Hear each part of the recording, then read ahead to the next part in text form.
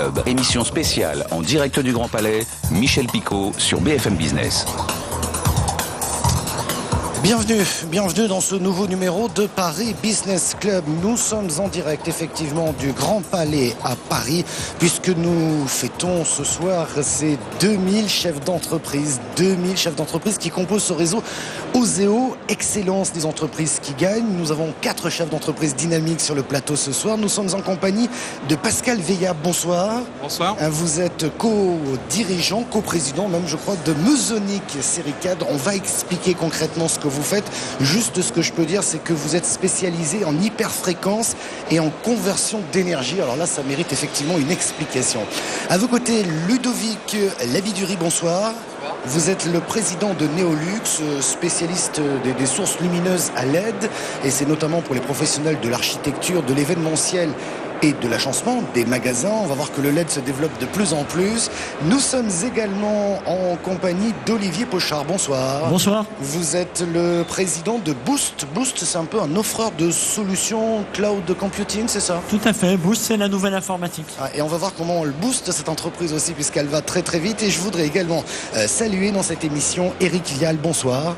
Oui, bonsoir. Vous êtes le président d'Ecocéane. Ecocéane conçoit, fabrique, je crois aussi, enfin pas directement. Oui, conçoit, fabrique et commercialise des bateaux pour la dépollution, pour le ramassage des macrodéchets et des hydrocarbures. Voilà, et on a parlé beaucoup de vous d'ailleurs cet été, mais on aura l'occasion d'y revenir. Exactement. Vous avez fait la une. Alors avant de rentrer dans vos business respectifs et dans vos projets, j'aimerais que l'on s'arrête un petit instant sur cette fête, sur ce réseau, sur ce qui se passe ici, et aussi sur les propos de Nicolas Sarkozy, parce que vous êtes les premiers chefs d'entreprise PME qui êtes sur ce plateau pour évoquer un petit peu ce qui a été dit par le président. Lui, effectivement, il nous dit que la réussite n'est pas un gros mot, soyons clairs, mais il prône surtout pour la simplification de toutes les démarches et notamment de la déclaration d'embauche. Quelle est votre analyse de ce qui a été dit? Qui veut commencer? Pascal. Il a raison, hein, dans le sens où il faut simplifier. Maintenant, le travail est énorme. La simplification pour l'embauche n'est qu'une toute petite partie de la simplification qu'il faut apporter sur l'ensemble des démarches administratives. J'en prends quelques exemples. Déclarations INSEE, y compris les déclarations sur le crédit d'impôt recherche. C'est des choses qui sont très très compliquées. Et qui freinent effectivement le développement de toute entreprise. Moi je peux dire qu'on se reconnaît totalement dans ce qui a été dit par le chef de l'État, dans le sens où on a bien le sentiment aujourd'hui qu'en France, les PME sont ressentis comme étant les sociétés qui peuvent faire de la croissance et par conséquent créer de l'embauche. Et qu'aujourd'hui, le problème, il n'est pas tant financier qu'au niveau des administrations, et c'est un petit peu le défaut de la France, c'est justement l'incapacité ou la difficulté qu'ont les administrations à soutenir leurs PME et en particulier vis-à-vis des pays voisins. Ouais, on a encore des progrès à faire. Ludovic Labidurie. Moi, je dirais que ce qui était important aussi, ce qui était important pour nous d'entendre, c'était ces soutiens qui vont continuer, les aides aux EO en particulier, le CIR également. Le CIR qui contribue pour nous beaucoup au maintien de l'entreprise, au recrutement notamment sur les docteurs en sciences. J'étais plutôt satisfait de ce discours assez positif sur ces sujets, avec des aides qui vont apparemment augmenter sur les années à venir. Et enfin vous, Olivier Pochard? Oui, moi tout d'abord, je voudrais dire qu'en tant que patron de PME, je suis fier que le chef de l'État se déplace, passe 1 heure avec nous quand on connaît l'actualité. Et effectivement, il a abordé des sujets qui sont au cœur de nos préoccupations, la simplification, la recherche de financement. Je pense qu'il n'y a pas que l'État qui peut nous accompagner là-dessus. Il y a aussi, par exemple, les chambres de commerce qui ont un rôle prépondérant. Mais à mon avis, tout ça va dans le bon sens. Maintenant, qu'est-il possible de faire pour le gouvernement actuel? Je ne sais pas. En tout cas, la voie est donnée, je trouve ça bien. Donc, voilà, c'est bien, mais peut mieux faire quand même. Vous êtes d'accord? Vous me parlez de simplification, vous n'osez pas trop là effectivement, mais c'est vous qui réalisez cette économie réelle, hein, soyons clairs. On part de très loin, hein. C'est clair qu'il y a énormément de simplification. Tout ce qui va dans le sens de la simplification est bon à prendre. Mais ceci dit, on est très très loin et on a un certain nombre de personnes dans nos PME qui sont non productives dans le sens où elles doivent répondre, je vous dis, à des enquêtes INSEE, remplir un tas de documents, etc. Et on peut, au lieu de mettre toute notre énergie sur la conception et l'innovation. Sur le produit lui-même. Hein. soyons clairs. Vous vouliez intervenir rapidement? Je suis complètement d'accord. On voit d'ailleurs des sociétés émerger qui n'ont que vocation à nous aider à monter les dossiers pour aller chercher les financements. Ce qui est bien la preuve d'une certaine complexité du système. Ouais, ça c'est quand même aberrant. Vous demandez une aide et vous êtes obligé de passer par une autre aide pour pouvoir remplir le dossier de l'aide. C'est complètement surréaliste. On va marquer une première pause et dans un instant, effectivement, on va s'intéresser à vos entreprises et à vos business. À tout de suite. La météo sur BFM Business, à partir de demain matin, enfin ça va s'améliorer dans le sud-est avec le retour d'éclaircies et le retour du vent, du Mistral et de la Tramontane entre Perpignan et Nîmes. Encore quelques pluies entre la Côte d'Azur et la Corse, entre Nice, Menton et Bastia. Pendant ce temps-là, il y aura encore des averses localement entre les Pyrénées-Atlantiques jusqu'aux frontières du nord-est, entre Pau, Toulouse, Clermont-Ferrand, Lyon, Grenoble, Strasbourg, Nancy et Reims. Au nord-ouest, des brouillards matinaux qui auront bien du mal à se dissiper l'après-midi. Ça restera nuageux sur un large quart nord-ouest. Ailleurs, toujours des averses et un ciel bien couvert, sauf sur le littoral du Roussillon, où les éclaircies résisteront. Il neigera aussi sur l'est des Pyrénées et sur les Alpes du Nord.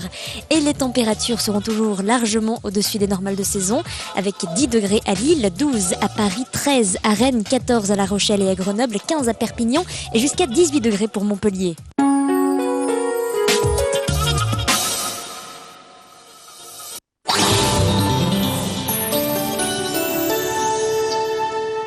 Maîtriser les technologies, anticiper les visions stratégiques, assimiler les nouvelles tendances. Le IT for Business Forum, le rendez-vous incontournable des décideurs. Dans le cadre prestigieux de Courchevel, 300 dirigeants de grandes entreprises se rencontrent du 7 au 9 avril prochain.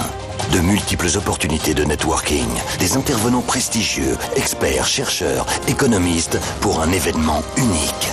Participez au IT for Business Forum en vous inscrivant sur itforbusinessforum.com. Écoutez BFM Business à la radio partout en France. À Paris, 96.4. BFM Business à Strasbourg, 106.9. À Marseille, 93.8. À Lyon, 95.3. Découvrez toutes les fréquences de BFM Business sur bfmbusiness.com.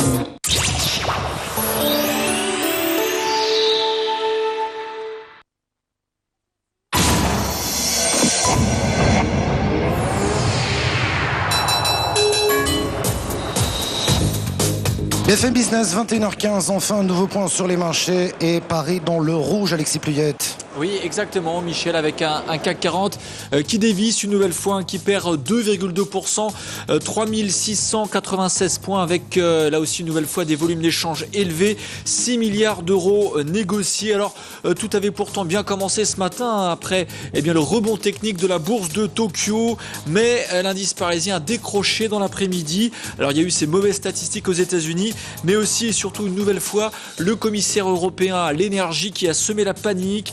Il avait parlé d'apocalypse hier et aujourd'hui, Gunther Oettinger a affirmé que la situation au Japon était hors de contrôle. Résultat, toutes les valeurs du CAC 40 terminent dans le rouge aujourd'hui. Les semi-conducteurs notamment, avec le ST Microelectronics qui signe la plus forte baisse du CAC 40 et qui perd plus de 4%. Soitec aussi dans le même secteur qui abandonne plus de 3%. Le luxe qui continue sa dégringolade avec LVMH aujourd'hui qui abandonne 3%. Et puis enfin, les valeurs liées au tourisme qui commencent à boire la tasse. Accor dans l'hôtellerie notamment qui perd plus de 3%. Sachez que le CAC 40 perd plus de 7% sur les 5 dernières séances.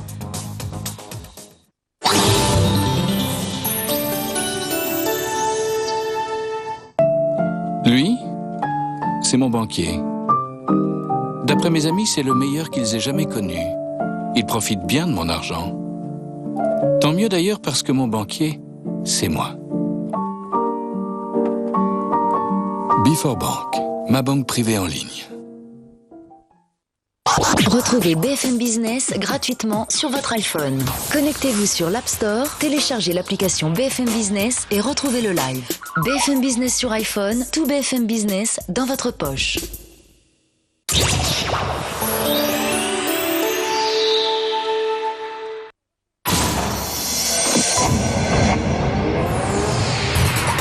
Jusqu'à 22h, Paris Business Club, émission spéciale en direct du Grand Palais, Michel Picot sur BFM Business. Et effectivement, nous sommes en direct du Grand Palais pour célébrer l'excellence des entreprises françaises, entreprises qui gagnent dans un contexte et dans une actualité, il faut le dire, assez morose. On verra d'ailleurs si l'actualité perturbe un petit peu le développement des affaires. Mais on va les découvrir, ces entreprises. Pascal Veillat, co-dirigeant de Mesonic Sericad. Alors pour que l'on comprenne bien déjà ce que vous faites, votre activité en hyperfréquence et conversion d'énergie, il s'agit de quoi? Exactement. Donc Mesonic Sericad, d'abord, c'est un groupement de 2 PME. On s'est mariés en juillet de l'année dernière. Une entreprise Mesonic qui est basée dans la Meuse, comme son nom l'indique, en Lorraine, et Sericad est basée en Normandie. Donc ce qu'on fabrique, c'est des systèmes pour l'hyperfréquence, donc de communication entre le sol et un satellite, entre un avion et le sol. Donc tous les systèmes de télécommunication utilisent ces technologies de très haute fréquence. Et la conversion d'énergie, c'est à l'intérieur d'un appareil de ligne, par exemple, vous avez la conversion entre la génération d'énergie du moteur et les différents appareils de bord. D'accord, donc c'est de l'aéronautique essentiellement, on peut dire ça? Il y a de l'aéronautique, du spatial et des télécoms. Ouais. Ce mariage, j'imagine que c'est un mariage de raison entre ces deux entreprises. Quel est l'objectif finalement de ce rapprochement? Alors l'objectif, c'est de grossir en termes de taille, mais aussi grossir en termes de spectre de compétences, puisque Mesonic est plus sur une certaine partie de la technologie. Sericad est sur une autre partie. Mesonic est plus sur la partie production. Sericad est plus sur la partie recherche et développement. Donc un mariage qui nous permettra de grossir, et c'est la première étape pour un certain nombre de croissances externes ou internes. De projets à venir. Juste pour dire, le groupe aujourd'hui, Mesonic Sericad, c'est 17 millions d'euros de chiffre d'affaires, c'est bien ça? C'est ça. 145 personnes sur 3 sites, donc en Lorraine, dans la Meuse. Principalement 2 grands sites. 2 grands sites. Ouais. Et en Normandie. Et alors on va parler dans un instant de vos projets, mais aujourd'hui, qui sont vos clients? On peut peut-être en citer quelques-uns. Alors nos clients sont les grands donneurs d'ordre équipementiers dans le domaine, donc Thales, Sagem, EADS, Alcatel ou encore Zodiac. Ouais. Ce mariage a été accompagné d'une impulsion supplémentaire. On est avec Oseo, j'imagine qu'il y a eu le coup de pouce nécessaire pour atteindre le statut que vous vouliez atteindre. Oui, absolument. On a de chacun de notre côté déjà, on avait du support d'Oseo et on a une très longue histoire de soutien d'Oseo, et ça je pourrais vous en parler. Depuis la reprise de Mesonic, moi il y a 7 ans, jusqu'à maintenant, on a fait tout un parcours d'accompagnement avec Oseo qui venait juste de se créer à l'époque. Oui. Mesonic a été créé en 1978. Comme vous dites, c'est une start-up de 30 ans, c'est ça? C'est ça, exactement. Alors, Ludovic, on va parler de vos projets, bien entendu, dans un instant. Je vais donner la parole à Ludovic Labidurie, le PDG de Neolux. Alors Neolux, très concrètement, vous fabriquez les petites LED qui permettent d'éclairer, c'est ça? Pour être un tout petit peu plus précis, on ne fabrique pas la LED, le composant en lui-même, mais on fabrique toute la périphérie, on met en œuvre toute la périphérie, on met la LED en œuvre dans son environnement électronique et mécanique. Un luminaire à LED aujourd'hui est quelque chose d'assez compliqué techniquement, qui fait appel à des compétences en optique. Nous avons dans le bureau d'études des ingénieurs optiques, des compétences électroniques, puisque la LED est un composant électronique dont il faut assurer toute une périphérie électronique pour pouvoir la piloter, et des compétences mécaniques, puisqu'on a des problématiques de dissipation thermique qu'il faut pouvoir gérer. Donc en fait, la particularité du bureau d'études, c'est de faire travailler ensemble des ingénieurs mécaniques, électroniciens et opticiens pour avoir un luminaire LED complet à la sortie. Ah oui. Alors, votre entreprise créée en 2007, un an après, vous réalisiez déjà 1 million d'euros de chiffre d'affaires en 2008. Oui, ça a été une croissance assez rapide. On a eu la chance d'avoir quelques dossiers qui sont concrétisés rapidement, avec des développements pointus et ça accélère. Mais enfin, parfait, il faut tenir le cap. 1,3 en 2009, 2010 2,1, ça grimpe, 20 salariés. Il y a un objectif, vous dites, en 2014 de 6 millions. Autrement dit, dans 3 ans, vous allez multiplier par 3 cette entreprise. Qu'est-ce qui vous permet de dire ça? Ce marché de tous les indicateurs LED sont aujourd'hui au vert sur la technologie de la LED.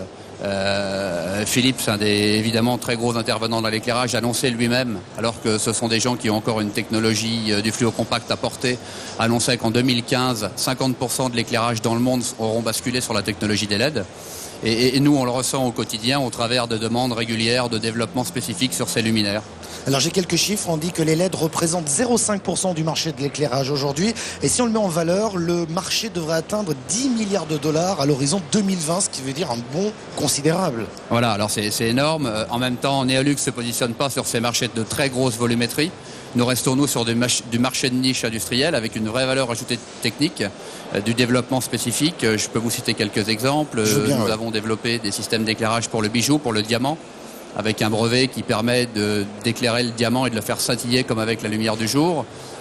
Des systèmes d'éclairage pour les parkings publics, des systèmes d'éclairage pour l'intérieur dans l'aménagement de magasins. Donc systématiquement du marché professionnel et de la niche de marché professionnel. Les gros marchés de l'éclairage seront évidemment pris très rapidement par les gros intervenants comme Philips, comme Osram, ceux qui sont déjà présents aujourd'hui. Donc vous voulez du marché de niche, si je vous suis bien, mais je dirais presque du sur-mesure, c'est ça ? C'est exactement ça. C'est-à-dire qu'on sait, Neolux évolue avec des gammes standards. Donc on va proposer des gammes standards sur les marchés professionnels. Et on fait également, aujourd'hui c'est environ 30% de notre activité, du développement spécifique pour de gros industriels qui souhaitent intégrer de la lumière dans leurs gros mécanos industriels. Donc on va leur développer une solution dédiée d'éclairage à LED. Voilà, du sur-mesure, du fait main, si j'ose dire. Vous nous parlerez de vos projets dans un instant, puis des différentes étapes de l'évolution de l'entreprise. Je voudrais qu'on fasse un tour de table pour qu'on continue à faire mieux connaissance avec vous. Olivier Pochard, président de Boost. Boost, je le disais tout à l'heure, propose des solutions d'hébergement externalisées, plus communément appelées aujourd'hui du cloud computing, c'est bien ça ? Exactement. Le cloud computing, en fait, c'est la mise à disposition de ressources informatiques, matérielles et logiciels utilisables via Internet. Sur ce marché, où nous sommes parmi les pionniers en France, nous proposons 3 services.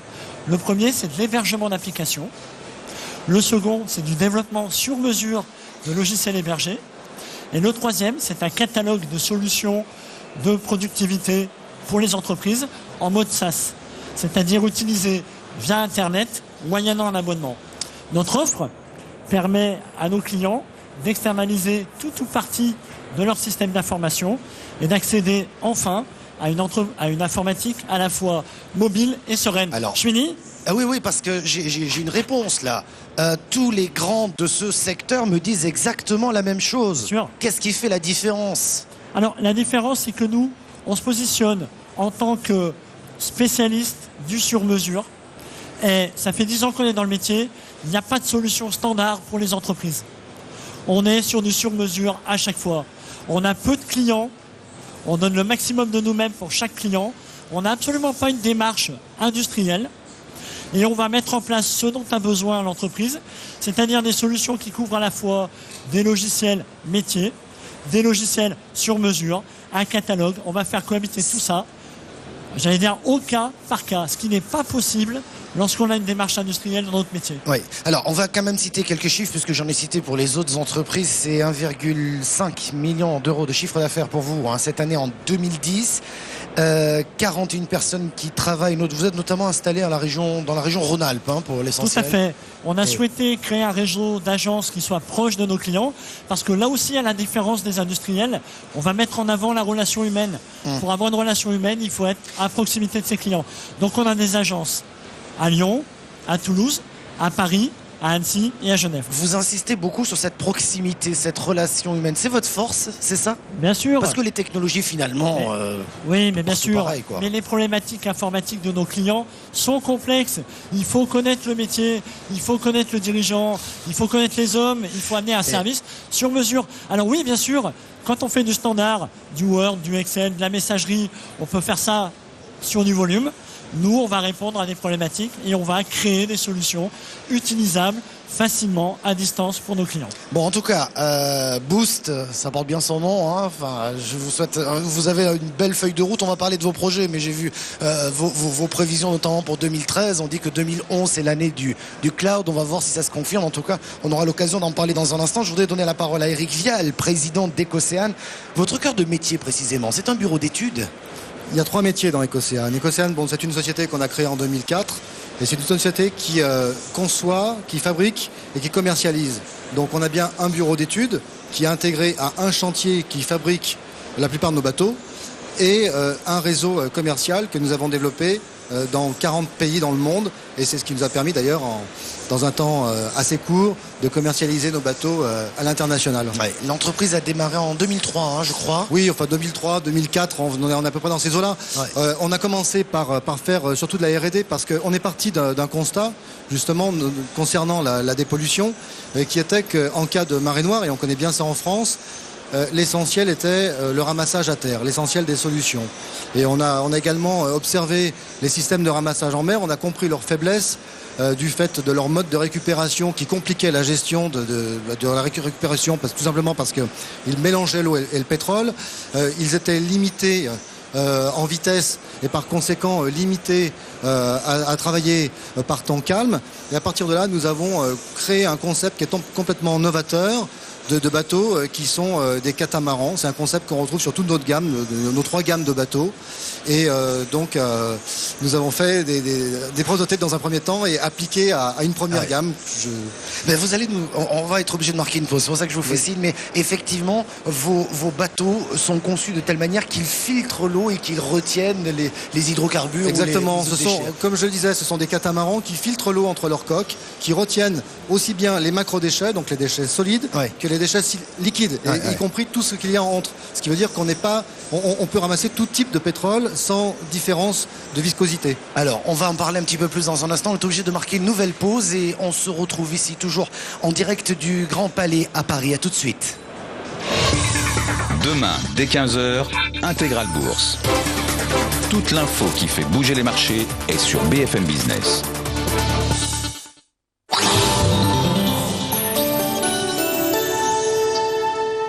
Découvrez Micro Hebdo. Cette semaine, les fonctions secrètes de Windows 7 dévoilées et le comparatif de 8 mini-PC de bureau. Avec Micro Hebdo, retrouvez le meilleur de l'actualité high-tech et de nombreux conseils pratiques pour seulement 1,95€ chez votre marchand de journaux. Micro Hebdo, simplifiez-vous la micro. BFM Business à Lyon, 95.3.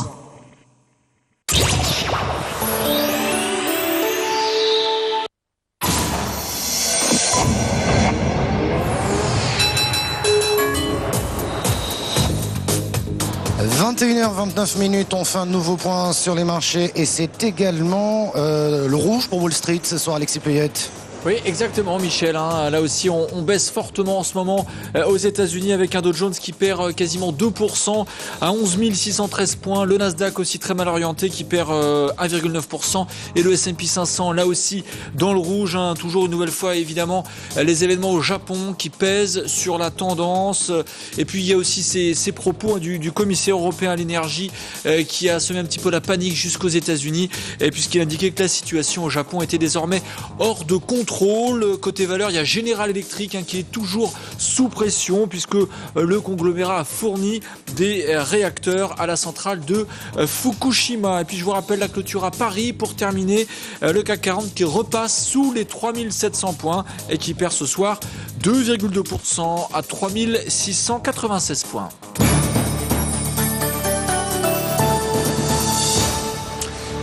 BFM Business, 21h30, le journal de l'économie, Jean-Christophe Roisset. Les marchés sont donc angoissés par une possible catastrophe nucléaire. La menace est réelle, l'inquiétude grandit partout dans le monde. Ce matin, Nicolas Sarkozy a de nouveau défendu la pertinence du nucléaire pour la France. Il entend néanmoins tirer les leçons de la catastrophe au Japon.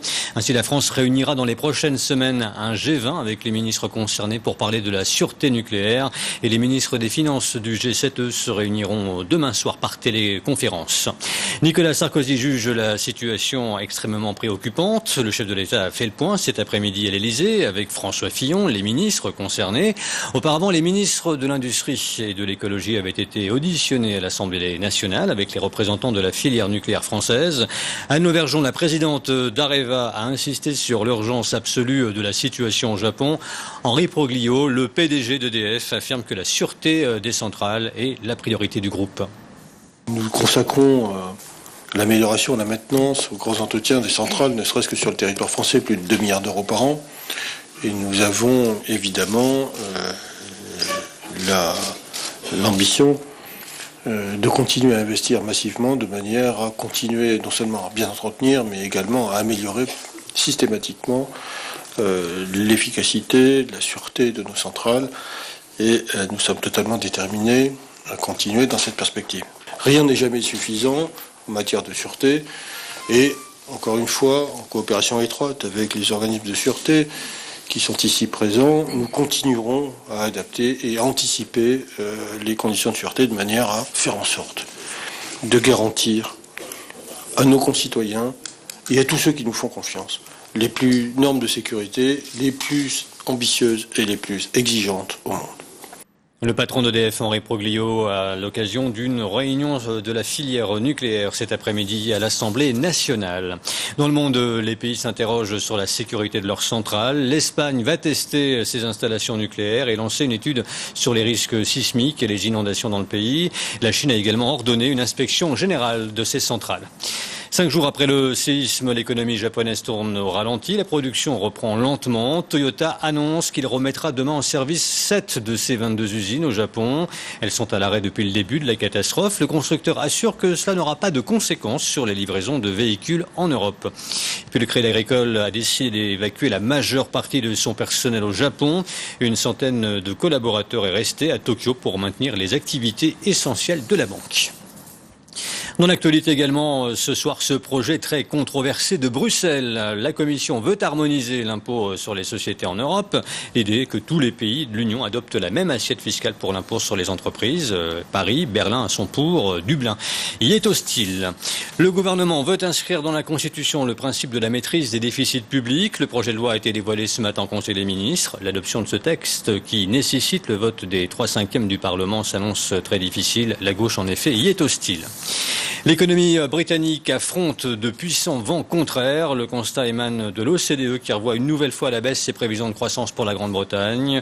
Pour cette année, l'organisation prévoit désormais une hausse du PIB de 1,5%. Le FMI, de son côté, s'inquiète pour la Grèce. Le Fonds monétaire international estime que l'économie grecque va se dégrader plus longtemps que prévu et qu'elle devrait toucher le fond au second semestre. Dans l'actualité des entreprises, a signalé les bons résultats du Crédit Mutuel en 2010. Le groupe bancaire a dégagé un bénéfice net en hausse de 60% à 3 milliards d'euros. Cette performance est liée en grande partie à la baisse du coût du risque. Et puis Airbus continue d'engranger les commandes pour son A320. Lufthansa va acheter 30 appareils équipés de la nouvelle motorisation Neo. La compagnie allemande va aussi acheter 5 Boeing 777. Au prix catalogue, le montant de la commande au total s'élève à 4 milliards de dollars. Vous êtes sur BFM Business, il est 21h34. Je vous laisse maintenant en compagnie de Michel Picot pour la suite du Paris Business Club, toujours au Grand Palais.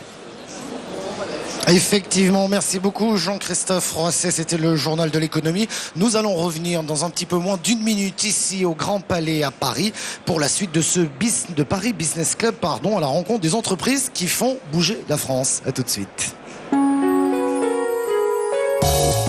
La météo sur BFM Business. Demain matin, ça ira beaucoup mieux sur le littoral du Roussillon avec le retour des éclaircies, mais aussi du Mistral et de la Tramontane.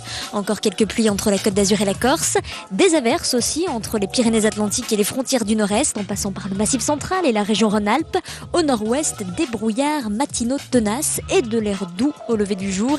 5 degrés à Lille, 6 à Grenoble, 7 à Clermont-Ferrand, 8 à Paris, 9 à Marseille et 10 à Ajaccio.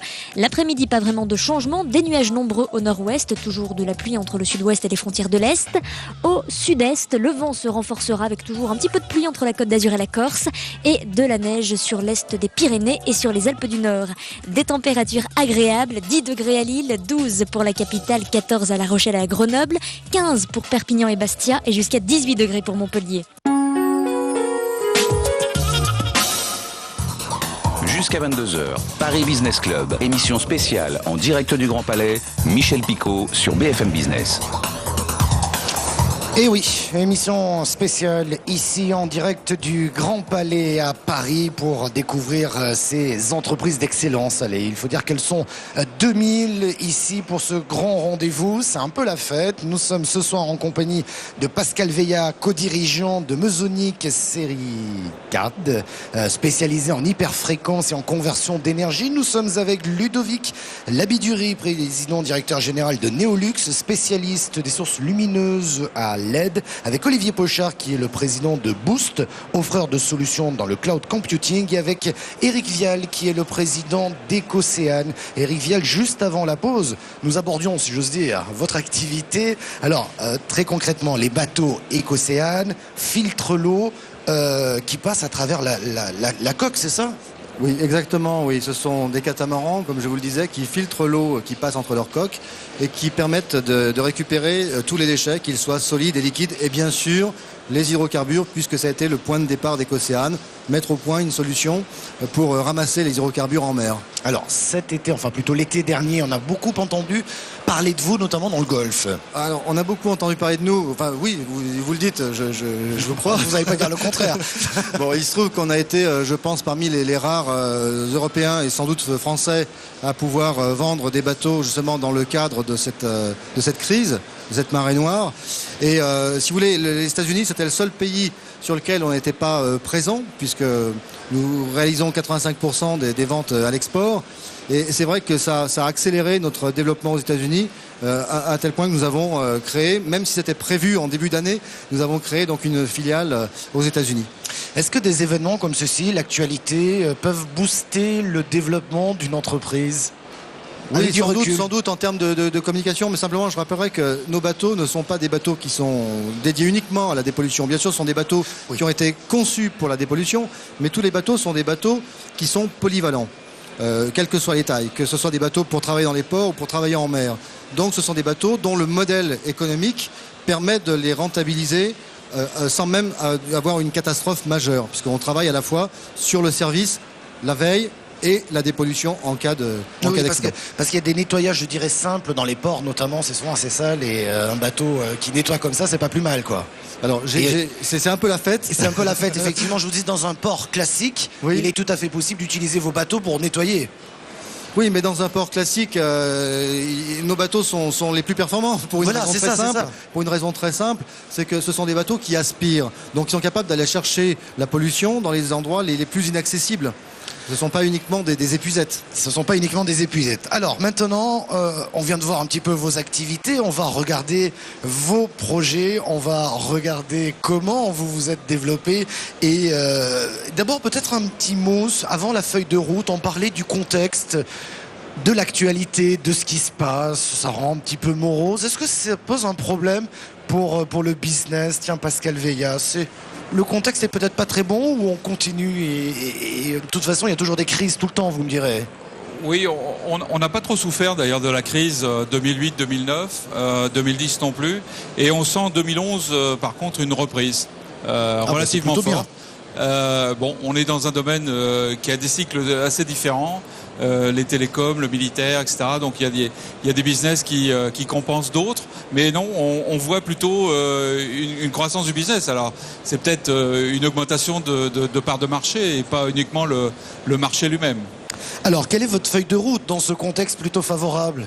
Alors, on veut continuer notre croissance après cette alliance qu'on a fait entre deux PME. Donc, on est en train de faire une levée de fonds aujourd'hui pour faire de la croissance externe. Donc, on veut doubler, voire un petit peu plus, c'est-à-dire passer de 30 à 50 millions, devenir une ETI, si on peut utiliser ce terme. Une entreprise de taille intermédiaire dans les 3 ans qui viennent. Donc c'est ça notre feuille de route et on fait une levée de fonds actuellement pour faire principalement de la croissance externe. Principalement de la croissance externe. J'ai vu que vous avez signé votre premier contrat au Brésil. Oui, alors c'était. C'était pas pour le carnaval. Non. C'est donc un premier contrat avec une société, joint venture d'un de nos clients au Brésil pour la fabrication de composants pour des radars, des radars de surveillance d'aéroports. Poursuivons ce tour de table pour mieux vous connaître toujours et mieux connaître vos projets de développement. Ludovic Labiduri, président de Néolux. Vos projets de développement ? Alors nos projets de développement, nous avons beaucoup œuvré sur la partie bureau d'études et il est temps maintenant de mettre en place le réseau commercial. Donc nous avons démarré sur la fin d'année 2010 avec le recrutement d'un directeur commercial et la mise en place assez rapide de 8 commerciaux avec un objectif d'un véritable rayonnement national d'ici fin 2011 et mise en place du service export sur le début d'année 2012. En sachant qu'on a quand même fait quelques opérations opportunistiques à l'export. Où ça ? Mais voilà, c'est très orienté sur les Émirats Arabes Unis, sur Abu Dhabi notamment, avec tout l'éclairage du palais de l'émir d'Abu Dhabi, et sur le Qatar avec l'éclairage de la plus grande bijouterie du monde, qui fait 1600 mètres carrés et dans laquelle nous avons équipé 200 vitrines ce fameux éclairage de diamant dont je vous parlais précédemment. Ça fait quand même de belles références pour une entreprise qui monte. Ça justifie en tout cas la mise en place probablement d'une filiale ou d'une agence Néolux sur les Émirats arabes fin d'année, début d'année prochaine. Ouais. Petite parenthèse, puisqu'on a évoqué un petit peu l'actualité, le contexte, ça freine un petit peu votre activité? Écoutez, pour nous, pas vraiment. Vous donniez tout à l'heure les chiffres et la croissance de l'entreprise Néolux. Elle aurait sûrement être peut-être plus importante. Mais nous avons la chance d'évoluer sur un marché émergent. Ce qui fait que ce marché se met en place. Nous sommes aujourd'hui assez pertinents sur ce marché et comme vous le faisiez effectivement remarquer, ça a été des croissances nous avons quasiment doublé le chiffre d'affaires tous les ans depuis bientôt 3 ans. Donc pas d'impact pour nous sur l'activité. Ce qui veut dire qu'effectivement le marché est tellement porteur que c'est à vous à l'attraper et à le suivre quel que soit, je dirais, le contexte géopolitique, parce que là pour le coup lorsqu'on fait de l'international il y a toujours ce risque qu'il se passe quelque chose. L'horizon est plutôt dégagé? Écoutez, oui, dans la stratégie et l'actualité de l'entreprise, c'est la mise en place, comme je vous le disais, donc de ce déploiement national, la création d'agences, une agence à Paris qui est ouverte depuis le mois de novembre. Oui, parce que vous êtes dans le Loir-et-Cher, c'est ça? C'est ça. Le siège et l'usine sont installés entre Blois et Vendôme, pour ceux qui connaissent, dans le Loir-et-Cher. Et puis, donc, mise en place de l'agence sur Paris depuis novembre, mise en place d'une agence sur Lyon fin avril. Les locaux sont aujourd'hui en cours d'aménagement. Et puis un déploiement national qui va se faire petit à petit jusqu'à 2012 et démarrage export fin d'année, début d'année prochaine. Voilà, donc quand on vous disait que ces entreprises ont beaucoup de projets pour les 5 prochaines années et une croissance très belle, je veux vous donner la parole. Bien entendu, on va parler de vos projets, mais on est obligé de remarquer une nouvelle pause. À tout de suite.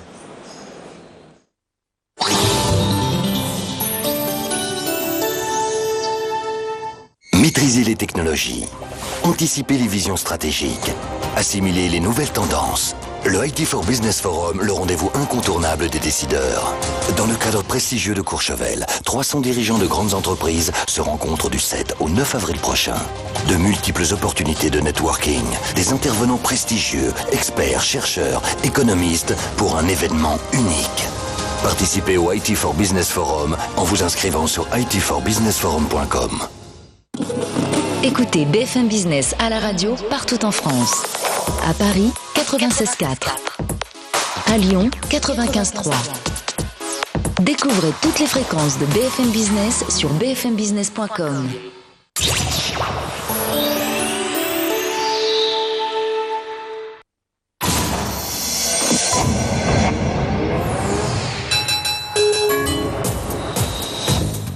BFM Business, 21h43. On fait un nouveau point sur les marchés et Paris dans le rouge aujourd'hui, Alexis Pluyette. Et oui, dans le rouge, Michel, une nouvelle fois, la situation au Japon qui pèse sur les places financières. Le CAC 40 qui repasse ce soir sous les 3700 points et qui clôture en baisse de plus de 2,2%, 3696 points. C'est la 7e séance de baisse consécutive. Une séance très volatile avec une nouvelle fois des volumes d'échanges très élevés. Plus de 6 milliards d'euros négociés aujourd'hui. On avait pourtant bien démarré la séance après le rebond technique de la bourse de Tokyo ce matin. Mais on a un petit peu dégringolé dans l'après-midi après les déclarations du commissaire européen à l'énergie qui déjà hier avait parlé d'apocalypse et qui aujourd'hui a semé la panique une nouvelle fois en indiquant que la situation au Japon était hors de contrôle. Résultat, toutes les valeurs du CAC 40 terminent dans le rouge, dans les semi-conducteurs, notamment STMicroelectronics. C'est la plus forte baisse du CAC avec un repli de plus de 4%. Soitec aussi hors CAC 40 qui perd plus de 3%. Dans le luxe, LVMH abandonne 3%. Et puis des valeurs liées au tourisme aussi. Accor dans l'hôtellerie qui perd plus de 3% ce soir. Sachez que le CAC 40 perd plus de 7% sur les 5 dernières séances.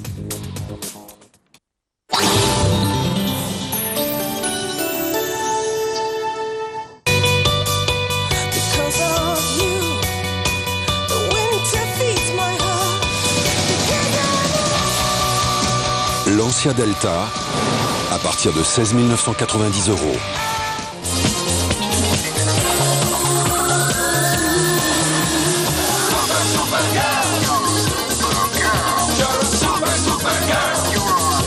Lancia Y, à partir de 9 990 €.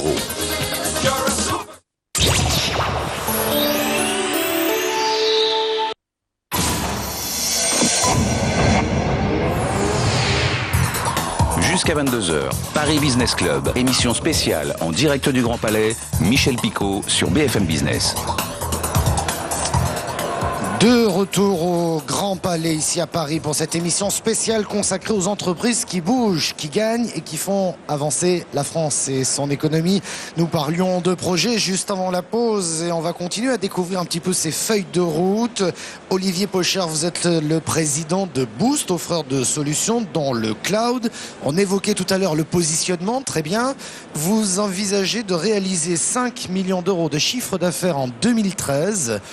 Vous faites 1,5 aujourd'hui. Est-ce que mes chiffres sont bons et comment comptez-vous y parvenir? Quelle est la feuille de route là?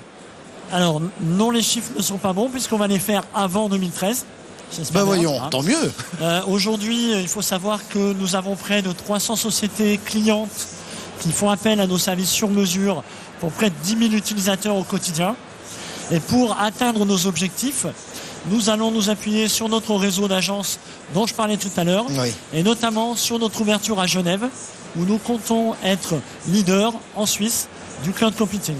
J'ai une question à vous poser. La plupart des PME, je ne sais pas si celles qui sont autour de la table utilisent du cloud computing. Elles ont toutes peur d'utiliser cette technologie et de confier leurs données confidentielles à des tiers. On le voit très clairement en France. Est-ce que ça ne va pas être un frein pour votre développement? Pas vraiment, parce qu'en matière de protection et de sécurité, c'est soit on parle sérieusement, j'allais dire, en s'appuyant sur des faits, soit c'est une idée préconçue.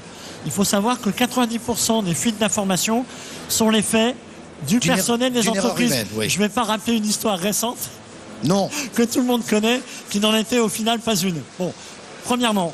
Deuxièmement, quand on regarde aujourd'hui, par exemple, la messagerie, et ce qu'on envoie à travers les mails, on se rend bien compte que le problème il est complètement différent aujourd'hui et qu'on va avoir plus de sécurité à s'appuyer sur des infrastructures de professionnels supervisés, construites pour amener de la disponibilité et de la sécurité, plutôt que d'installer du matériel dans ces entreprises. Je suis d'accord, mais enfin il y a toujours cette externalisation de données, on confie à quelqu'un d'autre, on ne sait pas où sont les données, on ne sait même pas comment les récupérer. C'est autant de questions qu'il faudra résoudre si on dit que 2011 est l'année du cloud. C'est un autre débat, on ne va pas l'ouvrir ici. Évidemment. Mais c'est autant de questions qu'il va falloir... Évidemment, ça peut être un frein. Maintenant, on sait l'expliquer. Il y a quand même un élan mondial. C'est une nouvelle informatique. Tout va basculer. Tout va basculer. C'est clair. Et aujourd'hui, il faut voir les bons côtés du modèle et aller un petit peu creuser pour comprendre que les freins liés à la sécurité n'en sont pas en fait. Alors, Éric Vial, président d'Ecocéane, votre feuille de route, de nouveaux bateaux? Alors, jusqu'à maintenant, nous étions notre activité principale, c'était le bureau d'études. C'est ce qui nous a permis donc de développer une première gamme de bateaux pour le nettoyage. Et nous en avons vendu 65 dans le monde en 3 ans de commercialisation. Ça nous a permis d'acquérir beaucoup d'expérience. Et surtout, nous avons un bureau d'études qui travaille avec des outils informatiques très perfectionnés. Je parle de CATIA, de Dassault Systèmes. Et ça nous permet de modéliser les bateaux, mais ça nous permet également de modéliser le process. Et c'est ce qui va nous permettre aujourd'hui de passer à une échelle beaucoup plus grande, oui, dans la mesure où nous sommes capables de faire fabriquer nos bateaux dans différents endroits en fonction des marchés, que ce soit face à des marchés protectionnistes ou simplement pour pouvoir préserver les brevets. Ouais. Et donc, notre feuille de route aujourd'hui, alors... Excusez-moi, je termine. Donc, nous avons ce bureau d'études qui nous permet de fabriquer nos bateaux dans tout chantier dans le monde entier. Mais surtout, nous avons développé une gamme de bateaux qui correspond aux services pétroliers. Ce sont des bateaux qui sont à la fois des bateaux de service et des bateaux de dépollution. Et là, on est sur le premier sera sorti au mois de juin. Et on est sur des marchés qui sont complètement différents puisqu'on touche tout le service aux pétroliers et la sécurisation des mers et des océans, que ce soit sur les autoroutes de la mer ou au niveau des plateformes pétrolières. Ce qui veut dire, pour rebondir sur ce que vous disiez tout à l'heure, au-delà même du concept aujourd'hui que vous arrivez à modéliser, oui, vous produisez là où vous êtes, c'est le cas des États-Unis, vous allez produire vos bateaux aux États-Unis, même oui, si vous ouvrez votre propre bureau là-bas. Oui. Nous allons notre chantier de Paimpol va devenir un laboratoire. Et aujourd'hui, donc, nous sommes vraiment en phase de devenir des industriels et nous allons fabriquer dans différents endroits du monde. Ça va être le cas aux États-Unis. On est en train d'en discuter également au Canada à travers des joint ventures et des partenariats avec des locaux de manière à fabriquer nos bateaux en fonction des marchés locaux. Puisque vous avez la parole et on fera un rapide tour de table, qu'est-ce qui a été l'élément le plus marquant, le plus déclencheur dans le développement de votre entreprise? Parce que vous êtes voué, puisque vous êtes là ce soir, c'est ça l'excellence aussi, à une belle croissance dans les prochaines années. S'il y a un élément qui a marqué le développement d'Ecocéane, c'est lequel? Un événement ou quelque chose, une étape qui a fait que ça s'est accéléré. Il y a eu plusieurs, il y a eu beaucoup d'événements, mais je dirais simplement que quand on a commencé, on pouvait passer pour des pour des utopistes, parce que comme souvent quand on a une bonne idée. C'est aussi ça l'innovation. Ouais. Les préoccupations n'étaient pas les mêmes. Depuis, il y a eu le Grenelle, il y a eu le Grenelle de la mer, il y a eu différents événements, et c'est vrai qu'aujourd'hui chaque événement nous donne raison. Ouais, c'est vrai. Pascal Veillet, il y a un moment important qui a été le déclencheur finalement, hormis ce rapprochement entre vos deux sociétés. Oui, avant le rapprochement, en fait, sur Mesonic, on a créé il y a 4 ans justement une cellule de recherche et développement. Et ça a été vraiment un virage.